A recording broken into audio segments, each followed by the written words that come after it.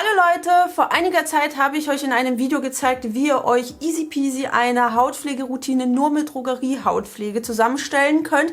Aber da dieses Video einfach schon älter ist, dachte ich, es muss was Neues her, denn in der Drogerie hat sich ja mittlerweile einiges getan. Zunächst einmal ganz kurz was zu meinem Hauttyp. Ich habe eine eher trockene Haut, die sehr empfindlich ist und auch ab und zu mal zu Unreinheiten neigt.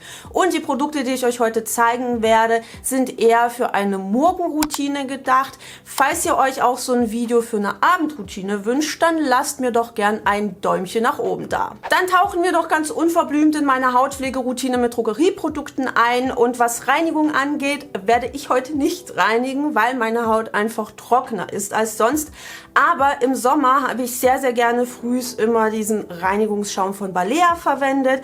Ihr müsst auch nicht unbedingt frühs reinigen, weil über Nacht die Haut sowieso nicht sonderlich viel Talg produziert.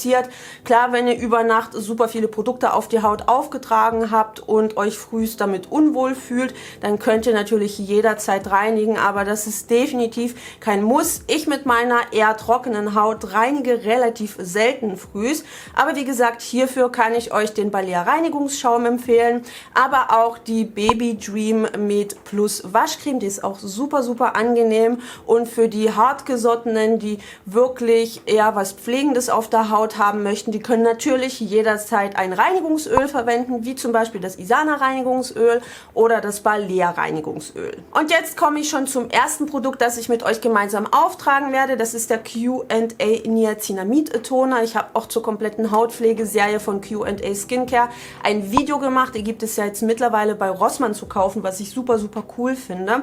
An dem Gesichtswasser gefällt mir einfach, dass hier 5% Niacinamid enthalten ist und dieses Produkt auch noch unparfümiert ist. Und Niacinamid ist einfach einer meiner allerliebsten Inhaltsstoffe, weil der so dermaßen vielseitig ist.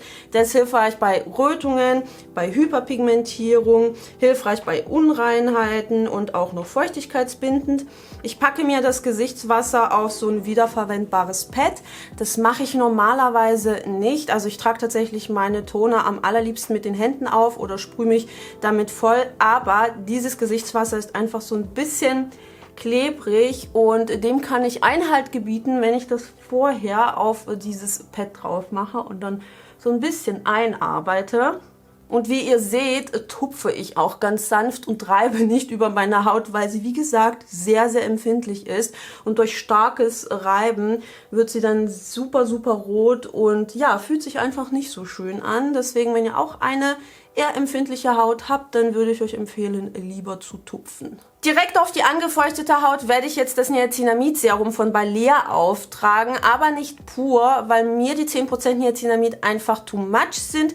Deshalb werde ich es mit einem Produkt verdünnen und es sozusagen wie einen Booster verwenden. Und hierfür kommt heute die Balea Med Ultra Sensitive Nachtcreme zum Einsatz. Und falls ihr euch jetzt fragen solltet, warum ich frühs eine Nachtcreme verwende, erstens sind die Begriffe Nacht- und Tagescreme jetzt nicht irgendwie gesetzlich reguliert. Das heißt, die Marken können selber entscheiden, was für sie eine Nachtcreme oder eine Tagescreme ist. Und zweitens finde ich die Balea Med Nachtcreme tatsächlich vom Hautgefühl ein kleines bisschen wässriger und leichter im Vergleich zur Tagescreme. Deshalb benutze ich die auch super, super gerne tagsüber. Ich mache das dann immer so, dass ich mir so einen kleinen Böppel von einer Creme auf die Hand gebe, also so ungefähr.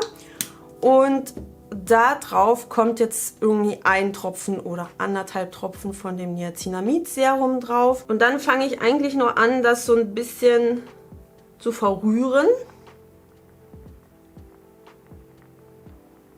So. Und dann trage ich das einfach auf meine Haut auf. Also diese Nachtcreme von Balea ist einfach sowas von angenehm.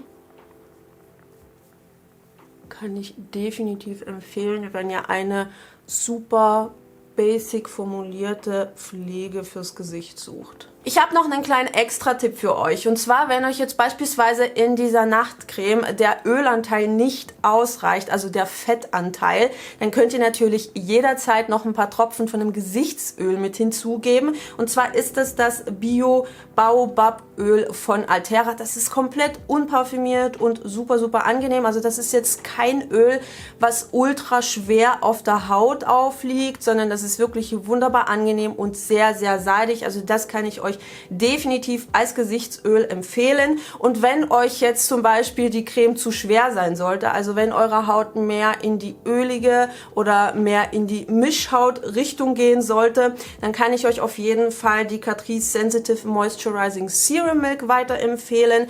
Die könnt ihr dann sozusagen als Grundlage nehmen, um sie mit dem Balea Niacinamid Serum aufzupeppen. Die hat mehr so ein seidiges Satin-Finish, fühlt sich sogar leicht matt auf der Haut an und die könnt ihr dann selbstverständlich einfach nur als Pflege benutzen. Last but not least kommt heute natürlich noch eine Sonnencreme zum Einsatz und hier werde ich das Sanozone Med Sonnenfluid mit SPF 50 verwenden, das ja leider bei Rossmann aus dem Sortiment gehen wird, weil es ein sogenanntes Saisonprodukt ist. Finde ich super, super schade, denn dieses Sonnenfluid ist einfach meine allerliebste Sonnencreme aus der Drogerie fürs Gesicht. Ich habe auch ein komplettes Video zu diesem Sonnenfluid gemacht, also falls euch die Inhaltsstoffe, die UV-Filter und so weiter und so fort interessieren sollten, verlinke ich euch oben in dem i und unten in der Infobox und dann tragen wir dieses Schätzchen jetzt mal gemeinsam auf. So, let's go.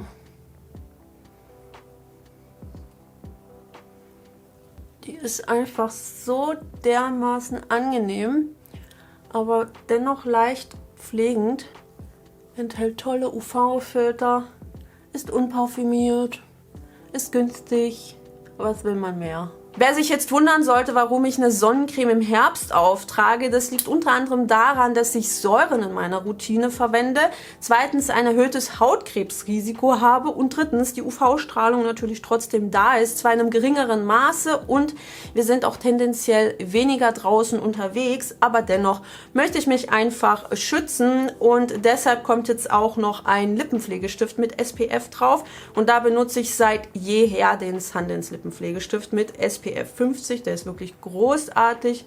Ich gehe auch gleich eine Runde spazieren und werde die wunderbar frische Herbstluft genießen. Ja, das war es eigentlich schon. Mehr gibt es nicht zu tun. Ich weiß auch gar nicht, wie viele Produkte ich jetzt in der Routine verwendet habe. Ich muss mal kurz durchzählen. 1, 2, 3, 4, 5.